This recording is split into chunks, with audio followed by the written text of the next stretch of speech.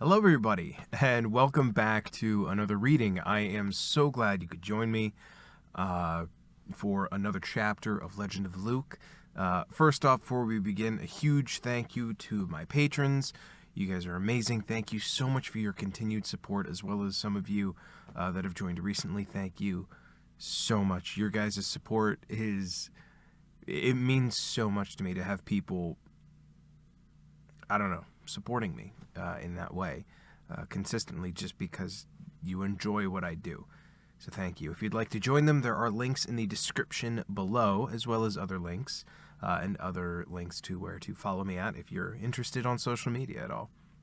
If you enjoy the videos, please like, share, subscribe, the whole YouTube thing.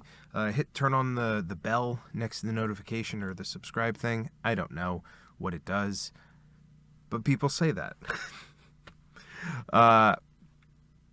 I'm not going to waste any more time. I think we are just going to jump right back in to The Legend of Luke by Brian Jacques, Chapter 15.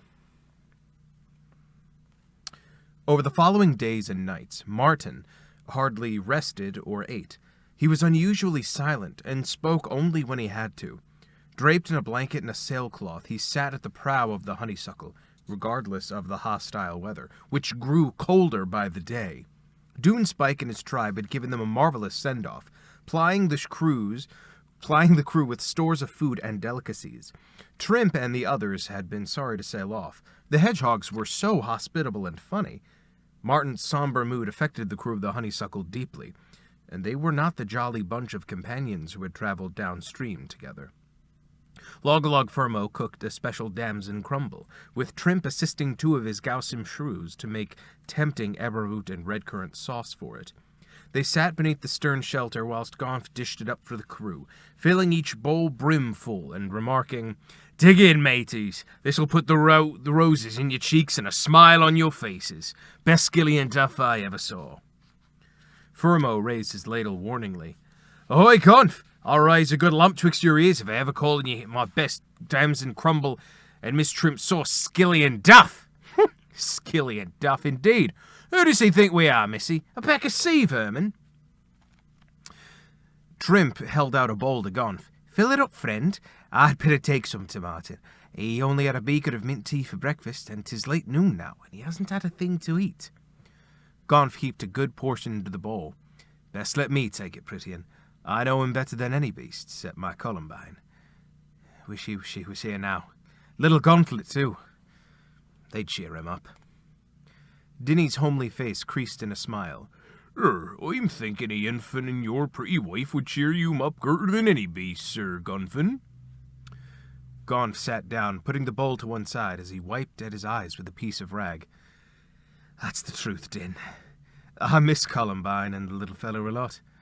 I ain't the cheerful, roving type I used to be." Chugger leaped onto the mouse thief's lap and hugged him. "Shush now, Mr. Gunf! I be your little one, huh?" The mouse thief could not help smiling through his tears. "Bless your heart, Chug. Course you will. Though I hope you ain't a doonog no more. They're too prickly to hug. Begging your pardon, Miss Trimp. No reflection on you." Martin came striding astern. He threw off the blanket and sailcloth, nodding to Fermo. "Tell your shrews to trim the sail and take up oars. I could see the rock point standing out in the distance." Fermo went up the mast like a squirrel. He peered ahead at the dark, jutting line farther off and then came back down. "Aye, that'll be the start of the Northlands, right enough. Fulgrim, will you take the tiller and keep it dead ahead? Gonf, help tie off the lines. We'll make landfall tonight if she holds a tight sail. Stir your stump, Scowsim! Show our friends what a shrew rower looks like!" The honeysuckle sprang forward, only having to tack the slightest bit, running before a wind out of the east. Martin took the forward and port oar, with Gonf playing the opposite one. The warrior set a vigorous pace, though Trimp cautioned him. "Easy now, Martin. Not so fast. Think of the others." Gonf blew off spray that was tickling his nose. "That's the stuff, Trimp. You tell him, otherwise we'll all be flat on the deck before we're halfway there. Don't forget, it's not safe to row like a mad beast on a full stomach of skilly and duff." "Ouch!" The Gausim rowers chortled gruffly as Fermo stood over Gonf, armed with his stout wooden ladle. "I told you what I'd do, you insulting rascal. Now say after me. Damson crumble with good hot sauce. Gonf repeated it dutifully, and Fermo made him say it again. The phrase made such a good rowing chant, and the Gowsome shrews took it up, bending and straightening their backs in time with the pace. Damson crumble and good hot sauce. Damson crumble and good hot sauce. Chugger was acting captain again. He strode officiously up to Gonf, nodding approvingly. Mr. Gonf, you take a damson crumb and good hot sauces? The mouse thief licked his lips appreciatively. I certainly do, me little mate. Patting his tiny stomach, Chugger growled fiercely. Well, you can't have it no more. I eat it all up, and I'm not your little mate now. I Captain Chug, see? Not stopping for anything, they rowed doggedly on, trying to keep up the pace which Martin had unconsciously increased again. Midnight had gone by an hour when they rounded the point. Every beast lay back, panting with exhaustion, as Fermo gave orders to ship oars. Every beast except Martin. As the honeysuckle's hull scraped to a halt in the shallows, he was upright, staring at the deserted shore, which was bathed in pale moonlight. Like lonely sentinels, the cliffs stood high in the background, topped by sparse vegetation. Darkened caves, partially covered with weather-warped driftwood and rubble, which had once disguised them from hostile eyes, lay forlorn and abandoned. A flood tide of memories poured in on Martin's sentences. Every rock, even the wind-driven sand drifts, looked familiar to him. Turning to his tired companions, the warrior spoke in a hoarse whisper. I was born here. I know this place. Slipping overboard, he waded through the shallows. Drawing his rapier, Logolog Fermo signaled to his Gowsome. Fulgrim picked up his axe, determined to go ashore with them. Gonf backed to the rail and stood in their path, holding up both paws. No, mates.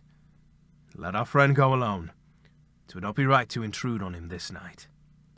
The crew of the Honeysuckle laid aside their weapons and sat down to await Martin's return. Striding slowly up to the beach, Martin turned to his right, the cave which had once been his home drawing him to it like a magnet. At first he thought his eyes were deceiving him. Halting, he stared hard at the feeble glow emanating from the cave. It was a light. Some beast had lit a fire in there recently, which had died to glowing embers.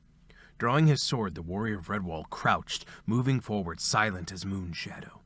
Entering the cave, he flattened himself against the rock wall, waiting until his eyes were accustomed to the dim light. Covered by a long traveling cloak, an old mouse sat dozing by what was left of the fire. Martin crept close, extended his blade, and tapped the mouse's paw lightly with its point. He did this once again, then the creature stirred, turning its face to him. The old mouse spoke in an awe-struck voice. Luke, is that you? Wordlessly, Martin placed some broken twigs on the fire. Laying aside his sword, he sat down opposite the ancient creature, staring at it through the rising flames. A slow smile of pure joy spread across the old one's lined face. Oh, Luke! Luke, it is you! But how? The warrior spoke softly so as not to frighten the old fellow. I am Martin of Redwall, son of Luke the warrior. Pray, what is your name, sir? Rising slowly, the old mouse shuffled around the fire. Sitting next to Martin, he reached out and touched the warrior's face. Martin watched in silence as tears rolled down the mouse's cheeks as his head began to shake. Ah, so many seasons, so long ago. I've returned here through snow, rain, and sun many, many times and sat waiting alone. Always alone. Tears overcame further speech. Martin drew the old mouse to him, placing a paw about his scrawny back and wiping away the tears with the cloak hem. He rocked him gently. There, no need to weep further, friend. I am Luke's son, and I've come. You are not alone. The old mouse's eyes searched Martin's face. Aye, you are Martin, so like your father, so like him. Do you not remember me? I'm Verg. I was Luke's best friend. Martin could not remember him, but he nodded. Of course. I didn't recognize you in the dark. Verg, my father's strong right paw. I recall you now. How are you, Verg? Holding forth his withered paws, Verg chuckled. How am I? I'm old, Martin. Old. I've got more seasons on me than a hedgehog has spikes. Martin hugged the scrawny form to him fondly. Nonsense. I think you look just the same as you always did. I'll wager your appetite's still good. Are you hungry, Verg? Any beast tough enough to be living in the Northlands coast is always in need of good victuals. Martin sheathed his sword across his shoulder. Right, come back to the boat with me. I've got a crew of gowsome shrews there who'll feed you till you burst. Verg rose creakily, retrieving a beaded linen bag from the sand. This he stowed beneath his cloak. Well, young Martin, what are we standing round here for? Lead me to the grub. Together they crossed the shore, Verg leaning heavily on Martin's paw for support, chattering away. Gowsome shrew cooks, eh? Bet they know how to serve up proper made victuals, not like old Cardo. Now there was a mouse who'd burn a salad. Cook! Cardo couldn't boil water to save his life. You remember Cardo, don't you? Martin lied as he kept the oldster on a steady course. Oh, Cardo, how could any beast forget that buffoon? Gonf was on watch. Sitting in the prow, he saw the two mice approaching the honeysuckle and roused the crew from their slumbers. Ahoy, mates! Martin's coming back. Looks like he's brought company, too. Stand by. He might need help. Firmo and Fulgrim assisted in getting Verg aboard. The old mouse winked at the scarred otter. I bet you could take care of yourself in a scrap. Fulgrim's pointed teeth bared in a savage grin. I've taken care of a few in me time, sir. Verg mused absently as they seated him comfortably under the stern awning. So did Luke and Rangivar, though they took care of more than a few. Firmo patted the old one's paw fondly. As your sweet tooth, Grandad. I tell ye, young whipsnaught, a sweet tooth's about the only one I've got left in me mouth. The shrew stoked up his stove with sea coal and driftwood. Then added a baked river roll with hot maple syrup, Sandy. I makes it with sweet flour and all manners of candied fruits. I folds it carefully into a big roll, bakes it into a turn, and pour a hot maple syrup over it. Got a beaker or two of Doonhog Sea Farm ale to go with it. Sound good? Verg wiped a paw across his lips. I tell you when me mouth quits watering, young'un. Morning came with overcast skies and a bitter wind. Martin sat beneath the stern shelter with his friends, sipping barley and carrot broth. Verg lay beneath them, close to the oven, wrapped snugly in his cloak, sleeping off the feast he had consumed. Gonf sat Chugger on his lap, allowing him to steal his beaker of broth. You finish all that up, matey, and don't be dashing about kicking up a rumpus. Old Verg needs lots of sleep. Well, Martin, how did you find what you needed to know from the old fella? About your dad and so on. Martin shook his head as he watched Verg sleeping. I didn't want to rush him. Verg will tell me when he's ready, though I'd hint that I needed information. Dinny looked over the top of his beaker. What did old feller say about that, sir? Martin shrugged. Not much, though he did say I'd find out all I needed to know when we took him back home to some place called the Tall Rocks. Chugger was beginning to wriggle out of Gonf's grasp. Trimp took charge of him, stroking the tiny squirrel's head soothingly. She looked inquiringly at Martin. Tall Rocks? Where's that?